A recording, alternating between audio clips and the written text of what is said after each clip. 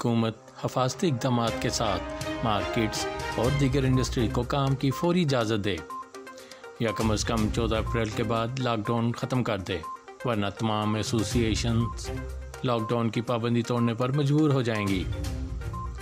इन ख्यालात का इज़हार all Pakistan cotton power looms association के दफ्तर में मुश्तरका प्रेस कॉन्फ्रेंस से खिताब करते हुए chairman all Pakistan cotton power loom association Chaudhry Muhammad Nawaz, सदर Anjuman Tajran supreme council Haji Muhammad Aslam Wali, general secretary Rana Ayub Manch, chairman all Pakistan textile sizing association Shakeel Ansari, सदर looms owner association Waheed Khaliq Rame, chairman yarn merchants association Moazzam Ali, general secretary ताजरान रेलवे रोड आफ्ताब अहमद भट्ट ने किया।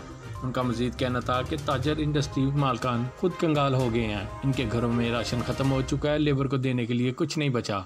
अगर लॉकडाउन की मुद्दत बढ़ाई तो हम ये फ़ैसला कबूल नहीं करेंगे। उन्होंने वज़ीर आज़म से मुतालबा किया कि बांग्लादेश की तर्ज पर उन्हें भी रिलीफ पैकेज दिया जाए, जिसके मुताबिक पावर लूम्स और दीगर इंडस्ट्रीज़ के बिजली व गैस के बिल को 3 माह के लिए मौखर किया जाए और बाद में 10 आसान एक साथ में वसूल किया जाए। इनके मुलाजमीन की 70% अदायगी हुकूमत खुद करे, जो बाद में उनसे 2 साल में वापस ले सकती है। इंडस्ट्री के लिए कर्ज़ों पर मार्कअप मंजमद किया जाए। नेज़ इन कर्ज़ों पर सूद का 50% हुकूमत खुद अदा करे। अगर उनके ये मुतालबा तस्लीम नहीं किए जाते तो हुकूमत उनसे 14 अप्रैल के बाद मज़ीद लॉकडाउन की तवक्को न रखे।